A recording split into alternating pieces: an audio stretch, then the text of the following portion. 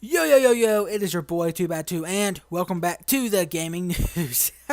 And today's news, I've got some big things. So, right off the bat, Flappy Bird might be coming back, says the creator of Flappy Bird, Dong Nijuni. I can't, I'm just going to call him Dong, that's his name.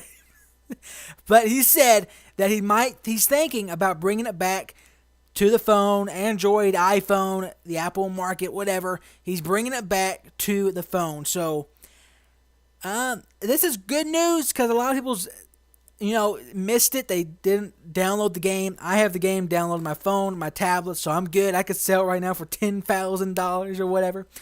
But still, he said he might be rethinking the bringing it back. But to me, I think this was just a publicity stunt.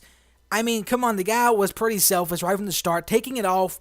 He said, "Oh, I'm making too much money. I can't deal with this." He could have given all that money to charity. He could have given it to this or that. But instead, he said he just takes it off the market. To me, he's a selfish guy.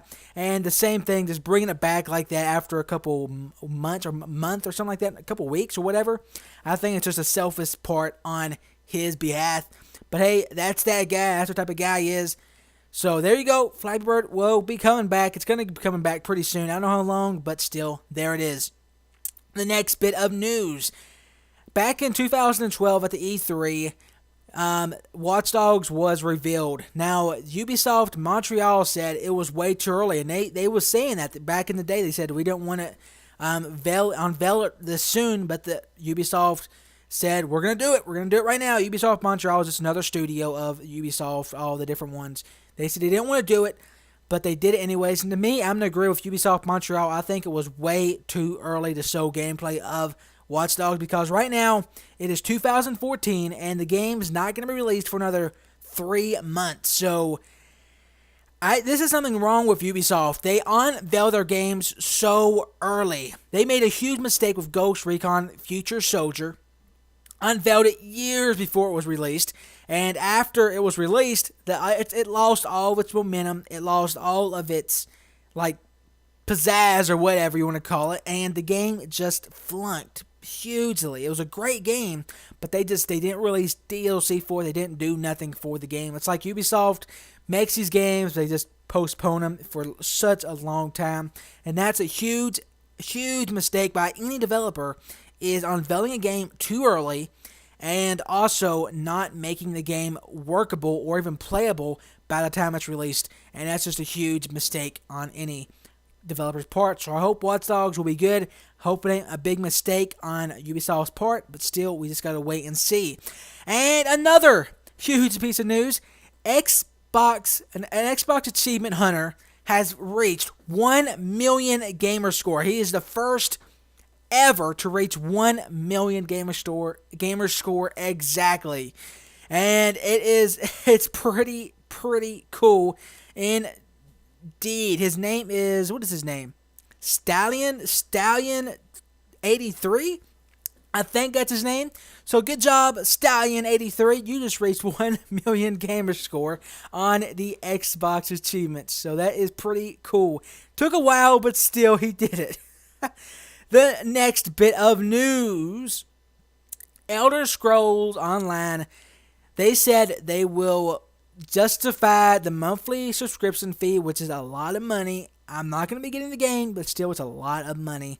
They said they'll be justifying all of that monthly fee with significant updates. Every week, more updates.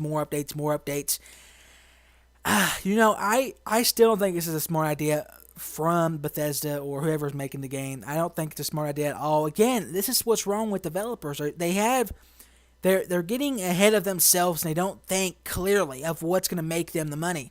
This $15 a month, I'm not going to play the game. I might a long time from now I might play it, but it's just that's too much money a month just to play this game, and it needs to be so many bugs fixed. But hopefully they do good, but still it's way too much money for what it is. The next bit of news. Titanfall has a lot of cheaters and a lot of problems right off the launch. They said that they will be dealing with all the cheaters shortly. They're going to be dealing with all those, and the problems they're fixing slowly. They didn't think to have this many, but they have a lot. They're fixing a lot, but they have a lot still. So hopefully they fix all of those for Titanfall on every system. So that's that. The next bit of news: the Battlefield 4 Naval Strike map layouts, the actual what they look like, has been leaked or whatever, and I'm looking at them right now. There is 4 of them, and actually 5 of them. No, what is that? 4 of them, yeah, and they look pretty good. As you can tell, Naval Strike, it's going to be a lot of water. I mean, small islands, huge amount of water. So there's going to be huge boat battles, Navy ships trying to get on board them. It's going to be, I cannot wait to see what this DLC looks like because it's going to be amazing. The next bit of news. I got a lot of news for you today. There is a lot of issues with the Xbox One headset adapter. And oh, Xbox, there you go. Another mistake on a developer's behalf. They released an adapter to even work with your headset. I just think this is some of the dumbest things that I've ever seen or heard before in my life to release. Here, had to pay another $20 for this little adapter just to make your headset work. I just think it's an idiotic thing to do from a developer as big as Microsoft. Just a dumb thing, and it has mistakes, it has problems, it has issues. It's just so many simple things could be avoided, but still, that's how it is. And another bit of news: the PlayStation Store update has been delayed. It's supposed to be releasing today. It's going to be releasing, or yesterday, it's going to be releasing sometime next week. So that's that. This is going to do some minor fixes and things of that nature. Then also, Mafia 3 gets a hint at where it's going to be located at next, and it's going to be in Louisiana. So Mafia 2 was a pretty big game back in the day. I played it for a little bit. It was really fun. So that's pretty cool that they're actually releasing Mafia 3. I can't wait to see how the game is going to play, how it's going to do, and all that stuff. It's going to be cool. Let's just say that. The next bit of news: the creator of Smash Brothers and Kirby said what he thinks about the PlayStation 4. And in his conference, he said he's not picking sides. That's the first thing he said right off the bat. He's not picking sides, what's better, what's not. But he said the PlayStation 4 has so much power and it looks amazing. This is what he said: the system power and the looks is amazing. He praises it. That's what it says right here. He said it's one of the greatest things for developers right off the launch, for this much power and this great of a look. So that's pretty cool. But right after he said everything, he said, I'm not picking sides. But I just think that's funny that the creator said all that stuff. But guys, that is all of the news for today.